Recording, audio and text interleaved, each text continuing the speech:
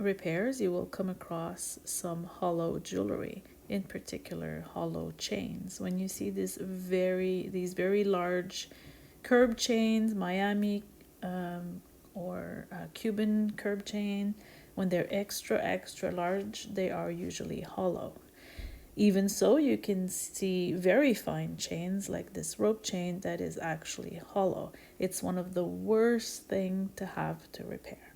Also, a lot of hoop earrings can be hollow, so very thin tubes, and of course they break easily as they get manipulated. So in this case, we're going to fix a hollow hoop earring. And as you can see, people put them on and off, they have to move the two parts, and because it's so thin, it starts to kink or simply break off. This type of repair usually will show in the end. We can only salvage what's there. It's really hard to get it perfect, and in this case, it definitely will show in the end. In some chains, sometimes you can hide it amongst the links, but on a hollow hoop like this, it will show after, so you have to warn your client. We're going to use a little bit of wire the size of the inside diameter of our tubing or hollow piece. Try to use the same metal as your object for the inside. In this case, I'm using silver because it's a bit of an experiment for the client. He knows that this may not work out, so we're just going to use a little piece of silver, but if possible, use the same carat of what you're repairing.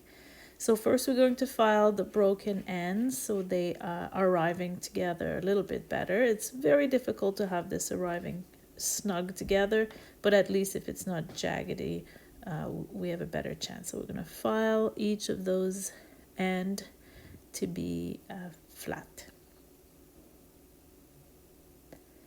Then you can take the piece that you are about to insert as a support and round it a little bit to match the curvature. And again, the inside support has to be the same size as the inside diameter, so it should fit snug.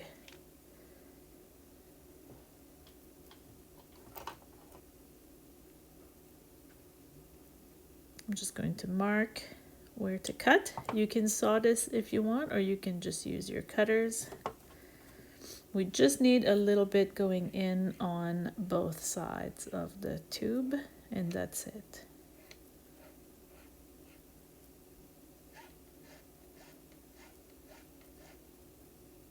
And then I'm just going to file that little piece just a little bit more pointy so it can start entering the other side of the hoop earring or the tube a little bit easier.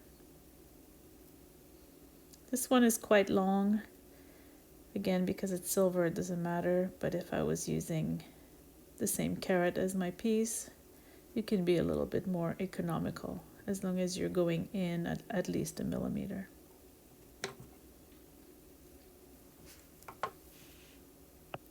Just before we're ready to solder, I ensured that my piece was very well cleaned. It was sonicked before starting. I dipped everything in boric acid and alcohol, and I'm going to use my charcoal brick because it's so thin, and I just want to make sure I have an enveloping heat and a soft flame, so I'm choosing my charcoal brick.